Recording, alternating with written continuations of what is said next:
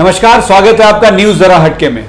अभी अभी पूरे देश में उपचुनाव हुआ और उपचुनाव में सबसे ज्यादा क्षति अगर किसी की हुई है तो केंद्र में साथ साथ कई प्रदेशों में सरकार चला रही भाजपा की हुई है। उनका एक भी कैंडिडेट कहीं नहीं जीता। सिर्फ कहीं नहीं जीता वाली बात भी नहीं थी, बड़े मार्जिन से सभी हारे हैं। चाहे बिहार का विधानसभा हो, चाहे बंगाल का हो, चाहे महाराष्ट्र का हो, कहीं का भी ले लें। लेकिन उन सब के बीच सबसे ज्यादा चर्चा रहा बिहार का बुचहा विधानसभा।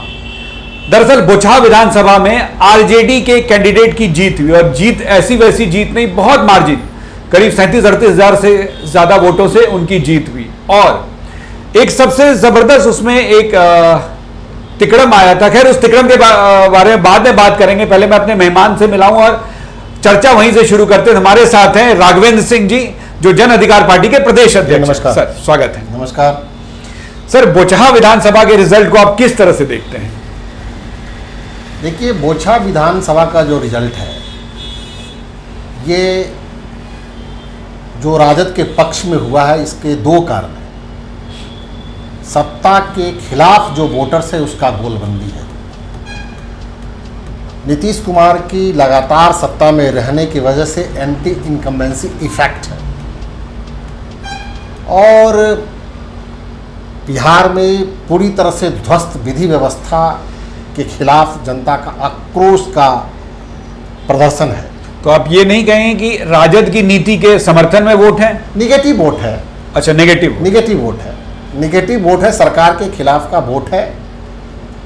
राजद का जो एक जनाधार है, बेसिक वो जो वोट बैंक है उनका, माई का, उसका है असर। अच्छा, माई का की चर्चा करी, बड़ा इंटरेस्टिंग है। इस बार माई के साथ अब बीमाई हो गया है, बीबी उसमें जुड़ गया है। ब्रह्म ऋषि समाज जिसको कहते हैं, भूमिहार, कहा जाता है कि उसने पूरे रिजल्ट को, बुचहा विधानसभा के रिजल्ट को उलट फेर कर दिया और 37-38 हजार से राजद जीत गया। इसके बारे में आप क्या कहेंगे? ये मीडिया का प्रोपेगेंडा हमको लगता है। सर, एक चीज मैं जोड़ देता हूं उसके पहले, मैं गया हुआ था, मैं एक चीज जोड़ देता हूं, मैं बुचहा गया हुआ था। ये सब देखने के बाद मुझे पता चला कि जो ऑन एन एवरेज वहां का जो भूमिहार समाज की का जो वोट है 10,000 के आसपास है। 1-2 हजार प्लस माइनस हम रख सकते, तो इतना ज्यादा फर्क कैसे कर सकता है? 10,000 अगर वोटर है सर, 50% के आसपास वोट गिरता है, इससे ज्यादा गिरा नहीं है। 50% ही वोट गिरा है। और जनरली मैं जब वहां गया था, एक बात मैं दर्शकों को बता दूं, तो वहां के गांव वालों से जब मैंने बात करी तो उनका कहना है कि मैक्सिमम लोग शहर में ही रहते हैं, यानी मुजफ्फरपुर टाउन में रहते हैं, और मुजफ्फरपुर टाउन से कोई स्पेशली वोट देने आता नहीं, क्योंकि उनका कहना था कि भाई मेरा जात थोड़ी खरा है जो हम जाएंगे वोट देने जाएंगे। तो 4-5 हजार वोट ब्रह्म ऋषि समाज का, और वो 37-38 हजार का मार्जिन कैसे पैदा हो गया? देखिए, कुछ बिरादरी बिहार में राजनीति को प्रभावित करती है, वो इन्फ्लुएंसर का काम करते हैं। अच्छा, तो भूमिहार जो वोटर हैं वो इन्फ्लुएंसर हैं, वो वोकल वोटर्स हैं। वो अपने वोट गिराने जाए या ना जाए, लेकिन चौक चौराहों पर बैठ करके हवा बनाते हैं। तो वो हवा बनाए जरूर राजद के पक्ष में। अच्छा, इस बार मतलब वो उसके सपोर्ट में थे, सरकार के खिलाफ में हवा बनाए, क्योंकि उनको लगता है भूमिहार समाज जो आज अनरिप्रेजेंटेड समाज अपने आप को फील कर रहा था, उन लोगों को लगा कि हम पंचायती राज से गायब हो रहे हैं, हम बिहार विधानसभा से गायब हो रहे हैं, बिहार विधान परिषद से गायब हो रहे हैं धीरे धीरे। तो उन लोगों ने सोचा होगा, जागरूक समाज है, प्रगतिशील समाज है, काफ़ी दिनों तक सत्ता का स्वाद उन लोगों ने चखा है, पढ़े लिखे लोग उनमें बिहार के प्रथम मुख्यमंत्री चिंतनशील रहे हैं, लगातार कई बार मुख्यमंत्री रहे हैं। तो स्वाभाविक है कि वे अपने चिंतन के बाद, और कई बैठकें भूमिहार सभा की हो रही है लगातार, कई दलों के वे क्षुब्ध नेता हैं, वो एक मंच पर ब्रह्मर्षि समाज की एकता बनाने में लगे हुए हैं। इन सब चीज़ों का असर है।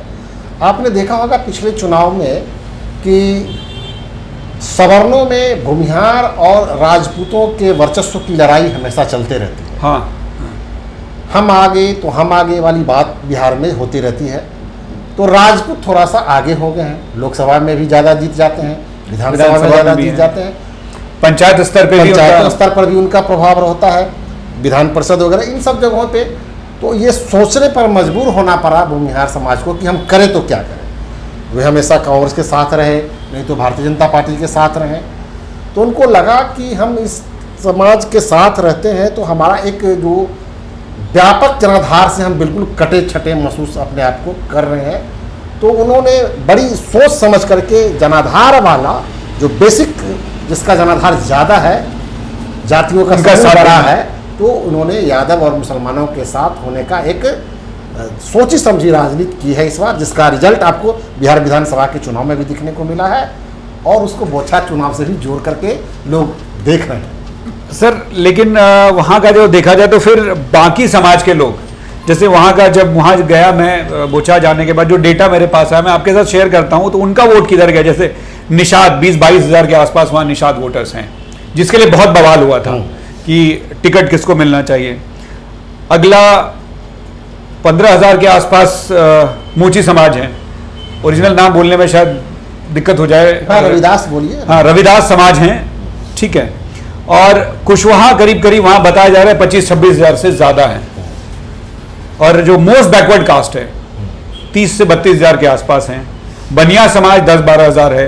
तो आप ये जो बाकी वोट किधर गया कि सारा आरजेडी के पक्ष में चला? क्योंकि सर मुझे डाउट ये है, जैसे कुशवाहा समाज है या बाकी रविदास समाज है और एमबीसी है, मोस्ट बैकवर्ड कास्ट है, बोला जाता है कि ऑलमोस्ट कैरेक्टर वाइज अगर कास्ट वाइज आप देखिए तो यादव और भूमिहार का कैरेक्टर वाइज सेम है, मतलब वो दबंगता उनमें है। और बाकी जो बैकवर्ड कास्ट है हमेशा उनसे डरते हैं इस मामले में। उनको डर होता है कि अगर ये आ गए, ये जिनके सपोर्ट पे जाएंगे तो हमें नुकसान होगा। तो आप क्या मानेंगे कि ये बाकी कास्ट किस तरफ गए? फिर वो भी आरजेडी में गए, जदयू? देखिए, जो इस बार बनिया वोट तो अब जनाधार बीजेपी का वो तो हमेशा है। ब्राह्मण, बनिया और भूमिहार लोग भी रहते ही हैं। भूमिहार वोटों में आधा से अधिक वोट जो दिए होंगे उन्हीं को दिए होंगे निश्चित रूप से। लेकिन लोगों ने हवा बनाया भाजपा के खिलाफ, इनके नेताओं ने हवा बनाया भाजपा के खिलाफ में। सबसे बड़ी बात है जिसको इस बार के चुनाव समीक्षा में, परिणाम की समीक्षा में एक बात अनदेखी रह गई है, वो है नीतीश कुमार का साइलेंट हो जाना। ये अगला मेरा सवाल था, आपने बोल दिया। चलिए। हाँ, नीतीश कुमार इस चुनाव को बहुत हल्के में लिए और इसका वजह था आपने देखा कि लगातार भारतीय जनता पार्टी के नेताओं ने सरकार के ऊपर ही आरोप लगा रहे थे और नीतीश कुमार को हमेशा भ्रांत कर रहे थे। ये कह रहे थे कि कम संख्या में जीतते हैं और सरकार में हैं। तो इन्होंने अपना प्रेजेंस दिखलाया कि अगर मैं नहीं रहूं, ठीक से काम नहीं करूं, तो आप चुनाव नहीं जीत सकते। यही वजह है कि जो नीतीश कुमार का जो बेसिक वोट बैंक है वो इस बार नीतीश कुमार के नहीं सक्रिय होने की वजह से आरजेडी की तरफ। अच्छा, लेकिन आप जहां तक भूमिहार समाज की बात करते हैं सर, नीतीश कुमार ने तो भूमिहार को सर पे बिठाया, मतलब राष्ट्रीय अध्यक्ष बनाया है। उसके बाद भी भूमिहार को ऐसा क्यों नेग्लेक्टेड फील हो रहा है? देखिए, उनको ये लगता है कि हमेशा मैं प्रमुख रहता था, मैं हमेशा जिला परिषद का अध्यक्ष रहता था, ग्राम पंचायत का मुखिया रहता था, विधानसभा में रहता था, मुख्यमंत्री रहता था, लोकसभा राज्यसभा में भी जाता था, और आज आप कृपा पात्र बन गए। आज हम कहीं नहीं। हाँ।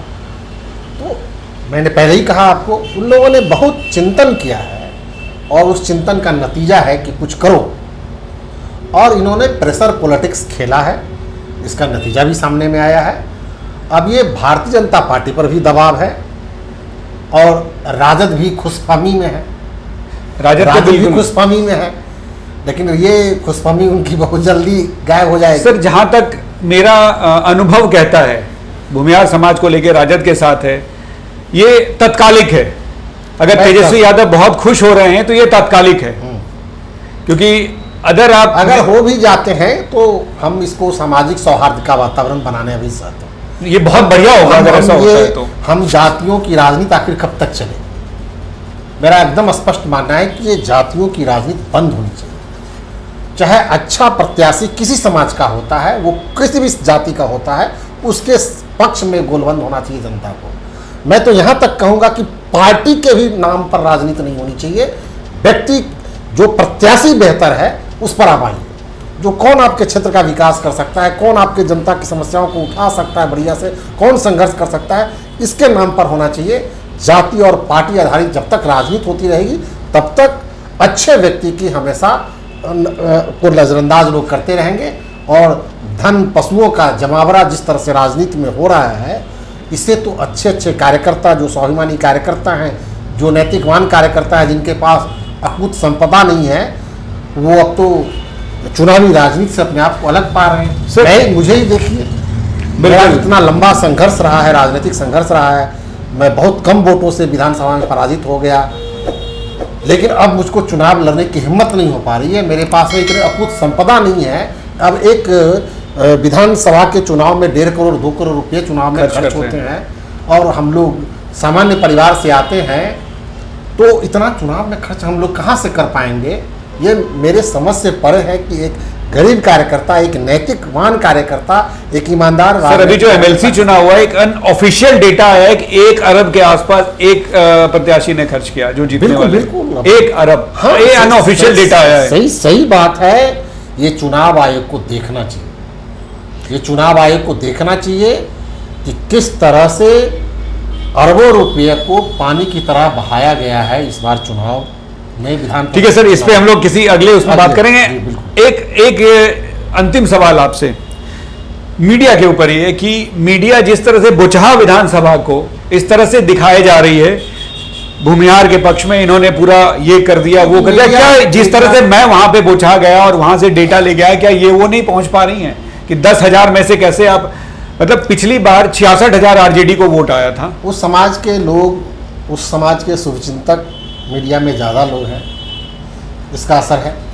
ये बात एक राजनीतिक कार्यकर्ता के तौर पर मुझको नहीं कहना चाहिए, इसको मैं बोल रहा हूँ आपके सामने में, लेकिन जिस जाति की बात आप लोग करते हैं, राजनीति करने वाले से ज़्यादा जातिवाद मीडिया के लोग करते हैं।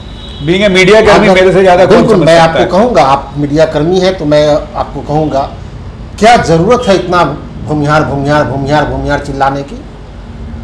आप हर समीकरण आप जब समीक्षा करते हैं तो ये जाति इतना, ये जाति इतना, ये जाति इतना, ये जाति इतना, इस सब चीज़ों की आप लोग जो समीक्षा करते हैं कि इनका वोट इधर जा रहा है तो इनका वोट इधर जा रहा है, फलना जात का इधर वोट जा रहा है, तो इससे कैसे होगा? ये बिहार ऐसा प्रदेश रहा है, मैं बताना चाहता हूँ, अभी आपको आपके इस चैनल के माध्यम से मैं जननायक कर्पूरी ठाकुर को स्मरण करना चाहता हूँ बहुत आदर के साथ, जिनकी आबादी कितनी है, बिल्कुल हर गांव मोहल्ले में 1-2 घर उनकी आबादी होती है नाई समाज की, और जब तक जिंदा रहे तब तक बिहार की राजनीति के केंद्र बिंदु बने रहे। उनके पॉकेट में पैसा नहीं था, फिर भी वो राजनीति के केंद्र बिंदु में बने रहे, हमेशा सत्ता और विपक्ष के नेता के रूप में स्थापित रहे। ऐसे नेता की आवश्यकता है अभी हमको देश में, और ख़ासतौर पर बिहार में, जो जातियों के आधार पर नहीं और धन के आधार पर नहीं बल्कि गुण के आधार पर गणतंत्र नहीं स्थापित करे बल्कि गुणतंत्र स्थापित करे, तब जाकर के हम जातियों का विनाश कर सकेंगे और इंसानियत की बात कर सकेंगे और जातीय उन्माद को कम कर सकेंगे और जातीय सौहार्द को स्थापित कर सकेंगे। बहुत बहुत धन्यवाद सर, और आशा करते हैं आपकी इच्छा पूर्ति हो, जिससे हम लोग भी सुखी से रह सकें। और मीडिया से अनुरोध है कि जिस दिन आपने ये जाति का डेटा देना बंद कर दिया, जातिवाद वहीं पे खत्म हो जाएगा। चलिए सर, मिलते हैं अगले उसमें कभी, तो मिलते हैं अगले इस आपके वीडियो में। और हाँ, प्लीज अगर आपको वीडियो पसंद आ रहा है तो वीडियो को लाइक कीजिए और अपने दोस्तों के साथ शेयर कीजिए, और साथ ही हमारे इस चैनल को सब्सक्राइब जरूर करें। मिलते हैं अगले वीडियो में, धन्यवाद।